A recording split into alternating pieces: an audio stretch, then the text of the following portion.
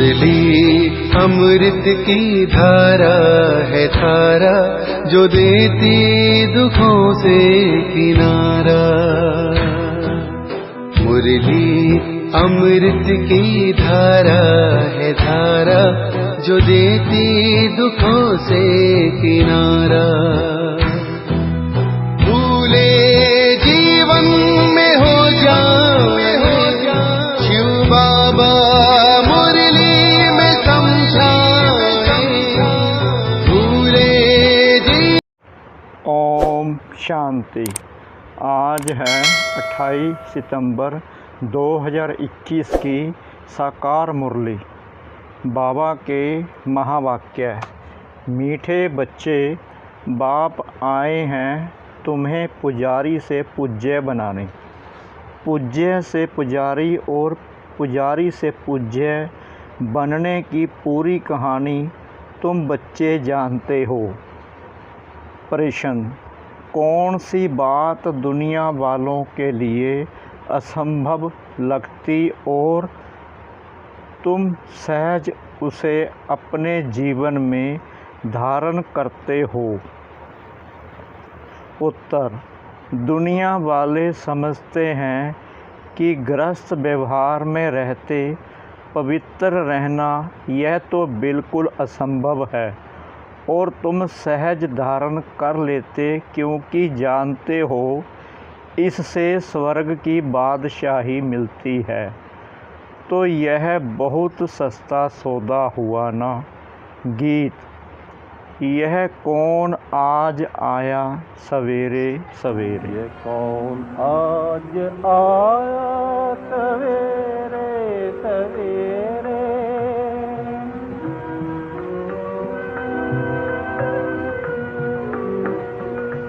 ये कौन आज आया सवेरे सवेरे, कि दिल शौक उठा सवेरे सवेरे।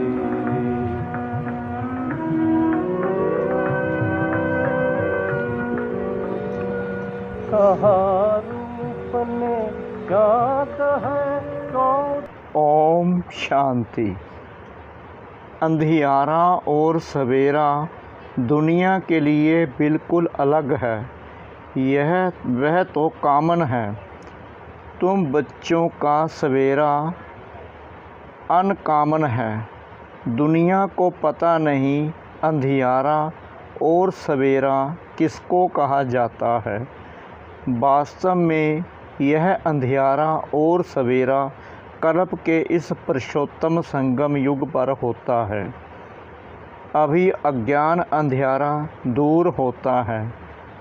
गाते भी हैं, ज्ञान सूर्य प्रगट। वह सूर्य तो रोशनी देने वाला है। यह है ज्ञान सूर्य की बात। भक्ति को अंधियारा, ज्ञान को रोशनी कहा जाता है। अभी तुम बच्चे जानते हो सवेरा हो रहा है। भक्ति मार्ग का अंधियारा पूरा हो जाता है। भक्ति को अज्ञान कहा जाता है, क्योंकि जिसकी भक्ति करते हैं उनका ज्ञान कुछ भी नहीं है। बेस्ट ऑफ टाइम होता है। गुड़ियों की पूजा होती रहती है। आधा कल्प से यह गुड़ियों की पूजा होती है। पूजा जिसकी करते उनका पूरा ज्ञान भी चाहिए। देवी देवताओं का है पूज्य घराना। वहीं पूज्य फिर पुजारी बनते हैं।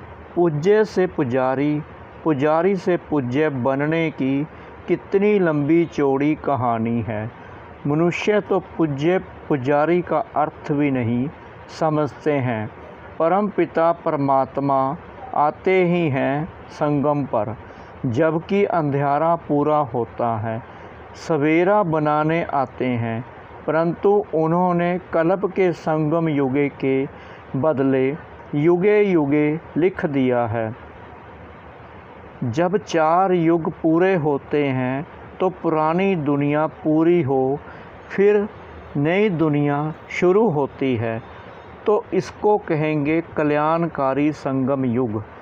इस समय सब नरकवासी हैं, जब कोई मरता है तो कहते हैं स्वर्ग पधारा, तो ज़रूर नरक में था।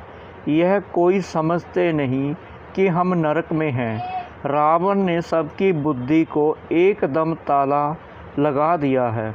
सबकी बुद्धि एकदम मारी गई है। बाप समझाते हैं, भारतवासियों की बुद्धि सबसे विशाल थी। फिर जब बिल्कुल ही पत्थर बुद्धि बन जाते हैं तब ही दुख पाते हैं। ड्रामा प्लान अनुसार बेसमझ बनना ही बेसमझ बनाती है माया। पूज्य को समझदार और पुजारी को बेसमझ कहा जाता है। कहते भी हैं हम नीच पापी हैं, परंतु समझदार कब थे यह पता नहीं पड़ता। रावण रूपी माया बिल्कुल ही पत्थर बुद्धि बना देती है। अभी तुमको समझ आई है कि हम ही पूज्य थे, फिर पुजारी बने। अभी तुम बच्चों को खुशी होती है, बहुत दिनों से चिल्लाते आए हैं कि हमको शांति मिले अथवा जन्म मरण से छूट जाएं, लेकिन इस माया की जंजीरों से मुक्ति हो जाए। यह ज्ञान भी किसकी बुद्धि में नहीं है। तुम जानते हो सीढ़ी उतरते आते हैं। सतयुग में तो फिर धीरे धीरे उतरते हैं, टाइम लगता है। सुख की सीढ़ी उतरने में टाइम लगता है, दुख की सीढ़ी जल्दी जल्दी उतरते हैं। सतयुग त्रेता में है 21 जन्म, द्वापर कलयुग में 63 जन्म। आयु कम हो जाती है। अभी तुम जानते हो हमारी चढ़ती कला चपटी में हो जाती है। गाते भी हैं जनक को सेकंड में जीवन मुक्ति मिली, परंतु जीवन मुक्ति का अर्थ समझते नहीं हैं। एक जनक को जीवन मुक्ति मिली, बस सारी दुनिया को मिली। अभी तुम्हारी बुद्धि का ताला खुल गया है। किसकी डल बुद्धि होती है तो कहते हैं परमात्मा इनको अच्छी बुद्धि दो। सतयुग में ऐसे कोई बात नहीं। जो आत्माएं बहुत काल परमात्मा से अलग रहती हैं उनका भी हिसाब है। बाप जब परम धाम में थे उस समय जो आत्माएं उनके साथ मुक्ति धाम में रहती हैं, पिछाड़ी में आती हैं, वह बहुत समय साथ रहती हैं। हम तो थोड़ा टाइम वहाँ रहते हैं। पहले पहले हम बाप से बिछुड़ते हैं, इसलिए गाया जाता है आत्मा परमात्मा अलग रहे बहुकाल। उन्हों का ही अब मेला होता है जो बहुत समय बाप से अलग रहे हैं। जो वहाँ बहुत समय साथ रहते हैं उनको नहीं मिलते हैं। बाप कहते हैं खास तुम बच्चों को मैं पढ़ाने आता हूँ। तुम बच्चों के साथ हूँ तो सबका कल्याण होता है। अभी सबकी क़यामत का समय है। अभी सब हिसाब किताब चुकतू कर चले जाएंगे, बाकी तुम राज भाग पाएंगे। यह बातें कोई की बुद्धि में नहीं हैं। गाते भी हैं गॉड फादर लिबरेटर गाइड, दुख से लिबरेट कर शांति धाम में ले जाने के लिए गाइड बनते हैं। सुख धाम के लिए गाइड नहीं बनते, आत्माओं को शांति धाम में ले जाते हैं।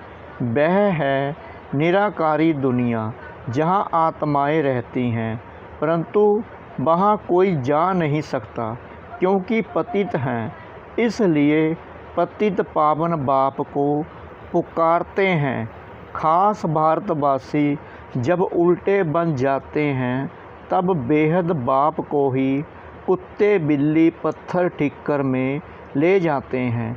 वंडर है ना, अपने से भी मुझे नीच ले जाते हैं।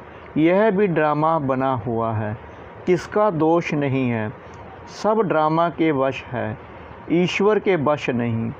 ईश्वर से भी ड्रामा तीखा है। बाप कहते हैं मैं भी ड्रामा अनुसार अपने समय पर आऊँगा। मेरा आना एक ही बार होता है। भक्ति मार्ग में मनुष्य कितने धक्के खाते हैं। तुमको बाप मिला है, बाप से चपटी में वर्षा लेना है। वर्षा मिल गया फिर धक्के खाने की दरकार नहीं। भगवान खुद कहते हैं, मैं आकर वेदों शास्त्रों का सार समझाता हूँ। पहले सचखंड था, फिर झूठ खंड कैसे बना, यह किसको पता नहीं। गीता किसने सुनाई, यह भी भारतवासी नहीं जानते। भारत का ही आदि सनातन देवी देवता धर्म था। देवता धर्म वाले ही सतो प्रधान पूज्य से जब तमो प्रधान पुजारी बन जाते हैं, तब देवता धर्म प्राय लोप हो जाता है। फिर बाप आकर फिर से उस धर्म की स्थापना करते हैं। चित्र भी है, शास्त्र भी हैं। भारतवासियों का एक ही शास्त्र शिरोमणि गीता है। हर एक अपने धर्म को ही भूल गए हैं, इसलिए नाम बदल हिंदू रख दिया है। ड्रामा में नूंद है। आत्मा ही पुनर्जन्म में आते तमो प्रधान बन जाती है, खाद पड़ जाती है। तुम जानते हो हम सच्चे जेवर थे, अब झूठे बन गए हैं। जेवर शरीर को कहाँ जाता है, शरीर द्वारा ही पाठ बजाते हैं। हमको कितना लंबा 84 जन्मों का पाठ मिला हुआ है। देवता क्षत्रिय आपे ही पूज्य, पुजारी तुम बनते हो। मैं अगर पूज्य फिर पुजारी बनूं, तो तुमको पूज्य कौन बनाए। मैं तो ऐबर पावन ज्ञान का सागर पतित पावन हूँ। तुम ही पूज्य पुजारी बन दिन और रात में आते हो, परंतु वो लोग जानते नहीं। बाप समझाते हैं, दुनिया झूठी बनती जाती है, तो इतनी झूठी कहानियाँ बैठ बनाई हैं। व्यास ने भी कमाल की है। अब व्यास भगवान तो नहीं है, भगवान ने तो आकर ब्रह्मा द्वारा वेदों शास्त्रों का सार समझाया है। उन्होंने शास्त्र दे दिए हैं ब्रह्मा को।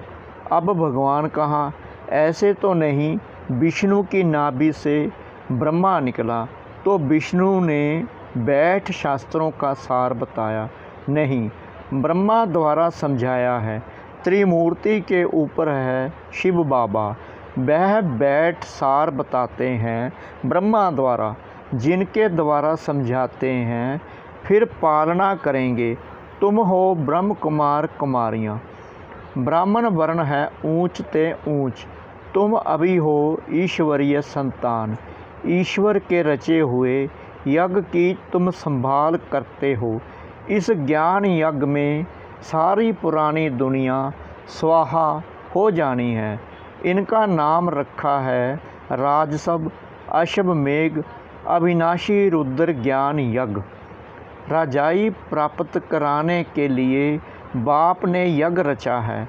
वह यज्ञ रचते हैं तो मिट्टी का शिव और शालिग्राम बनाते हैं। उत्पत्ति कर, पालना कर, फिर खलास कर देते हैं। देवताओं की मूर्तियां भी ऐसे ही करते हैं। जैसे छोटे बच्चे गुड़ियों का खेल करते हैं, ऐसे यह भी करते हैं।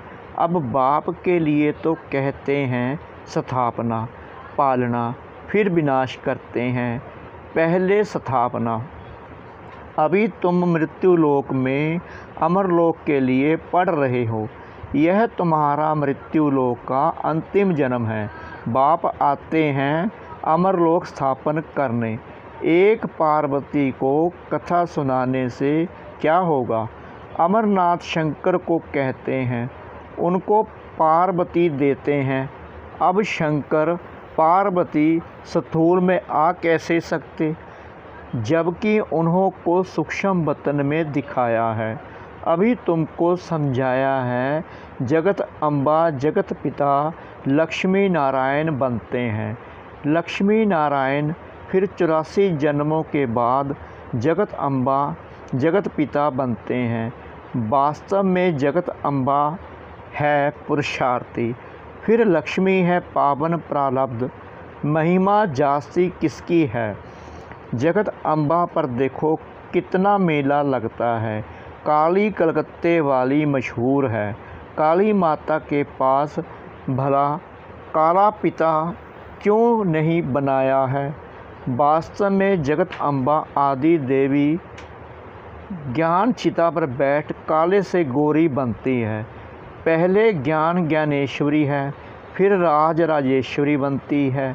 यहाँ तुम आए हो ईश्वर से ज्ञान लेकर राज राजेश्वरी बनने। लक्ष्मी नारायण को राज्य किसने दिया? ईश्वर ने।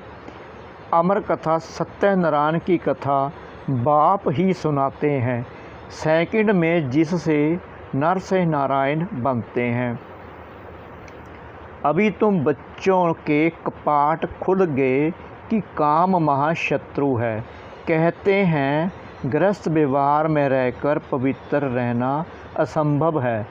समझाया जाता है बाप स्वर्ग का रचयिता है, तो ज़रूर वह अपने बच्चों को स्वर्ग की बादशाही देंगे। तो स्वर्ग की बादशाही पाने के लिए एक जन्म तो पवित्र रहना पड़ेगा। यह तो सस्ता सौदा हुआ ना। व्यापारी लोग इस बात को अच्छा उठाएंगे, क्योंकि व्यापारी लोग दान भी करते हैं, धर्माऊ भी निकालते हैं। बाप कहते हैं यह सौदा कोई बिरला करते हैं। कितना सस्ता व्यापार है। फिर भी कई हैं जो सौदा करके फिर फारकती भी दे देते हैं। यह नॉलेज बाप के सिवाय कोई समझा ना सके। ज्ञान सागर एक ही है, वही समझाते हैं। जो पावन पूज्य था, फिर 84 जन्म के अंत में पुजारी बना है। इनके तन में मैंने प्रवेश किया। प्रजापिता तो यहाँ होगा ना। अब तुम पुरुषार्थ कर फरिश्ता बन रहे हो। अब भक्ति मार्ग की रात के बाद ज्ञान अर्थात दिन होता है। तिथि तारीख तो है नहीं। शिव बाबा कब आया किसको भी पता नहीं है। कृष्ण जयंती धूमधाम से मनाते हैं। शिव जयंती का पूरा किसको मालूम भी नहीं है। अच्छा, मीठे मीठे सिकला के बच्चों प्रति माता पिता बाप दादा का याद प्यार और गुड मॉर्निंग। रूहानी बाप की रूहानी बच्चों को नमस्ते। हम रूहानी बच्चों की रूहानी बाप दादा को श्रद्धा भरी प्रेम भरी नमस्ते। शुक्रिया बाबा, शुक्रिया बाबा, शुक्रिया बाबा इस मीठी मुरली के लिए। धारणा के लिए मुख्य सार। नंबर 1, इस कल्याणकारी युग में एक बाप से ही सच्ची सत्यनारायण की कथा अमर कथा सुननी है। बाकी जो कुछ सुना है उसे भूल जाना है।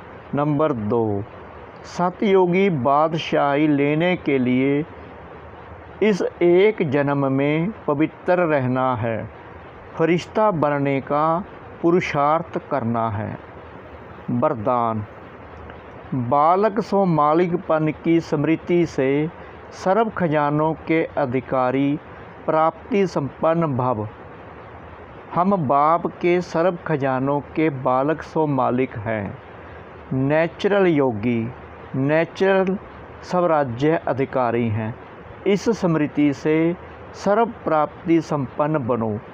यही गीत सदा गाते रहो कि पाना था सो पा लिया, खोया पाया यह खेल नहीं करो। पा रहा हूँ यह अधिकारी के बोल नहीं।